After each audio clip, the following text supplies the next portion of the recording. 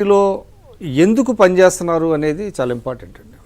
Party కోసం ఎందుకు మీరు పార్టీలో ఎందుకు జాయిన్ అయ్యారు, పార్టీ సిద్ధాంతాల పట్ల ఆకర్షితులయ్యారు, పార్టీని అధికారంలో తీసుకొస్తే ప్రజలకు ఒక మంచి పరిపాలన వస్తుందని ఆశించి జారుతారు.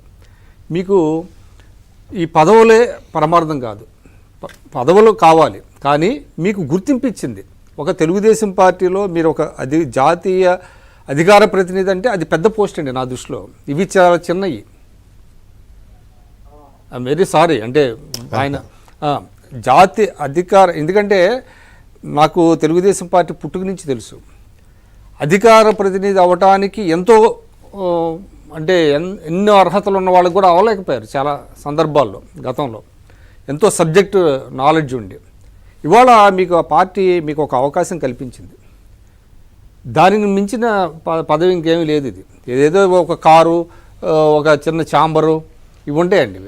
2 ఏళ్ళు 3 ఏళ్ళు ముచ్చటది ఈ నామినేటెడ్ పదవులని. ఇట్ డజంట్ మీన్ వాళ్ళకి ఇవ్వకూడదని కాదు, కానీ మీకు పార్టీ గుర్తింపు ఇచ్చింది.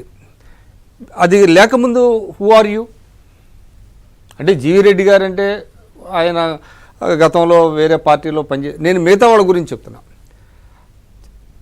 అటువంటప్పుడు పార్టీ ఇంకోటండి, పేషెన్స్ అనేది చాలా ఇంపార్టెంట్ అండి.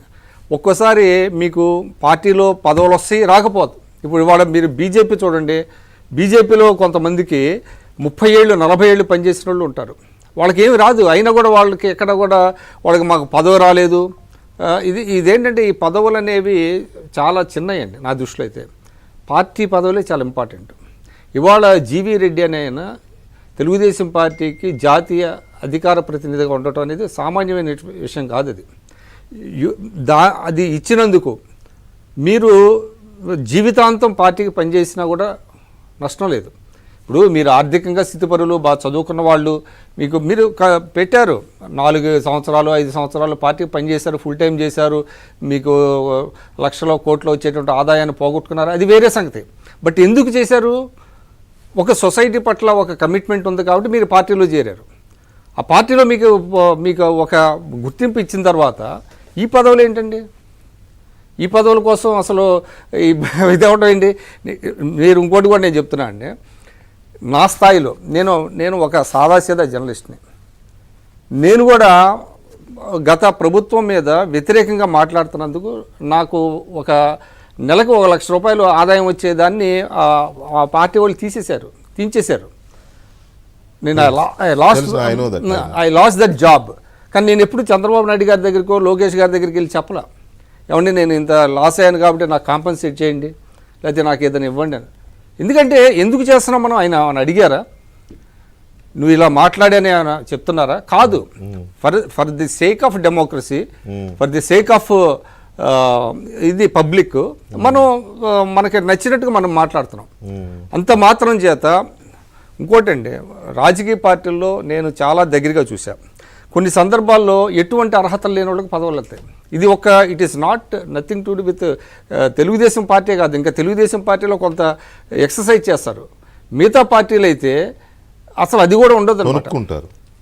ఏదైనా అంటే ఏంటంటే ఇప్పుడు ఒకటండి, మీరు వెంకటకృష్ణ గారు, మనకు తెలుసు ప్రతి ప్రొఫెషన్లో ఆక్యుపేషనల్ హజార్డ్స్ అంటాం.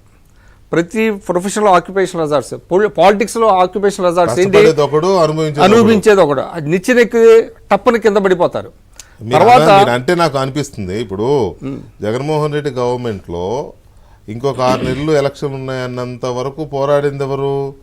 మాలాంటి వాళ్ళం జర్నలిస్టులుగా, మీలాంటి వాళ్ళు చాలా తక్కువ మంది. అది కూడా ఫింగర్ టిప్స్ మీద చెప్పాలి, నేనైతే చెప్పగలను పేర్లు.